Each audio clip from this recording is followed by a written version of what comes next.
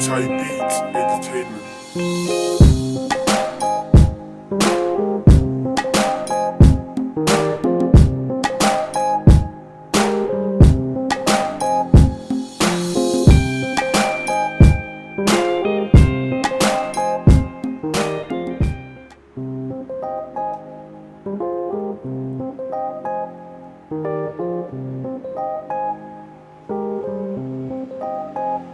A long time ago in the land of Eden, I was in history class and I was a reading. Haley 2370 was my location where I learned all about Columbus' destinations.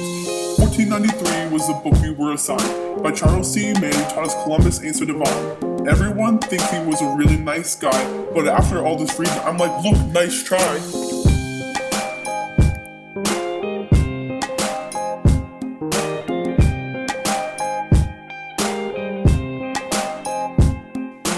Yo, Columbus. Thanks for the New World, it's our home to this day. But combining cultures caused slavery, and that's just not okay. Tight Beats Entertainment. The world's coming together seems pretty cool, but if you believe it was without consequence, you'd be a fool. Look, bud, you just didn't plan ahead. Slavery, malaria, the potato famine left millions dead. These are only 3 of the many consequences that spread. You started this domino effect in 1492, and I'd say reflection on your actions is well overdue. Although Columbus's travels didn't exactly lead to the best, Mann's book 1493 shows how potatoes still fueled the rise of the West. Yeah, it's true, potatoes are cool. They can even prevent scurvy. They're chock full of vitamins, and research shows they won't make you curvy. For 167 days in the year 1925, Polish researchers proved the power of the potato is high. They survived on nothing but this crop, and their experiment was anything but a flop. No weight gain, no health problems, and no cravings for change. Reliance became high on this member of Nightshade. Its cousins included tomatoes and tobacco, but when it came to its worth, potatoes surpassed it. When people realized on their reliance on the tots, Andean cultivation techniques were discovered to make the crop come in hot. The world's first intensive fertilizer was born, the Peruvian guano. It helped the potatoes grow faster and meet all the world wanos. From 1754 to 1845, Ireland's population did the opposite of die. The population doubled, workers ate an average of 10 pounds of potato a day. All this potato consumption kept the doctors away. This may all seem great having all these potatoes on the plate, but the Andean cultivation didn't protect from fungus hate. It blighted the potatoes, causing the Irish famine. It was the worst in the historical record. There was no more energy for jamming. There was a ton of death, a decline in health, and you'd think the fungus had done enough to damage potato wealth. Well, that's where you'd be wrong, because here comes more trouble. The Colorado potato beetle caused potato farmers to struggle. Farmers were forced to turn to the first inorganic pesticide, spraying arsenic atop their fields in an attempt to make the beetles die. They didn't know about pesticides' negative health impacts, or about how they needed their immune systems more than ever to combat incoming attacks. Malaria is another topic Mann describes in his book. This isn't a topic we should overlook. Hey kid, you're lucky malaria isn't once what it was. It circumvented through the Atlantic. This disease was a bud. Mosquitoes transmitted malaria from one to the next.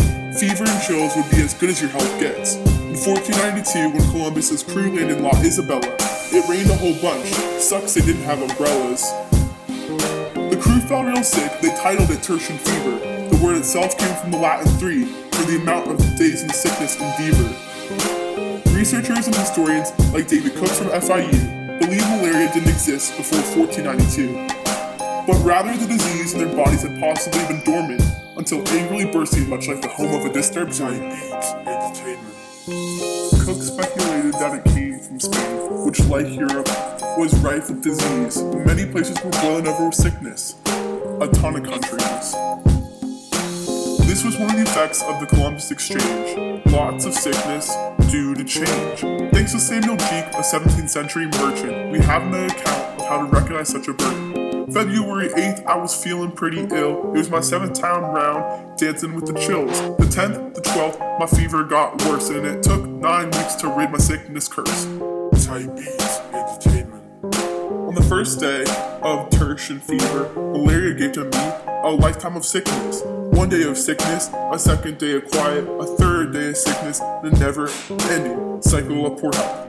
Malaria was bad to the blood, and thanks to this, we forced the Africans to flood into the new world for labor purposes. The Africans were used over all types of surfaces, in homes, with horses, metalwork in the fields. The Africans were implemented to increase the yields. The biggest selling point came at their superior immunity to the very disease that was causing white people's scrutiny.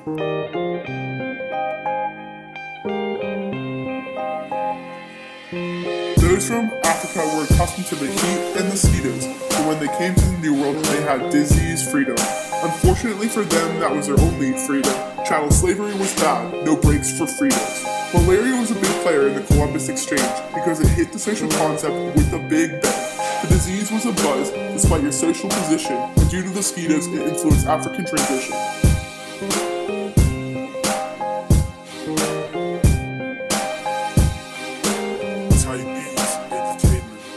As travel around Africa increased, it became more apparent. Families were being split up and the white people weren't caring. Labor was needed, especially from those with thumbs. Alpacas wouldn't work and people considered Africans dumb. What a perfect solution, the boats came a-docking, and English America as a slave society was rocking. From 1680 to 1700, slavery exploded and the whites were bummed. Watching their new property work through the day, you were lucky to not call yourself a slave.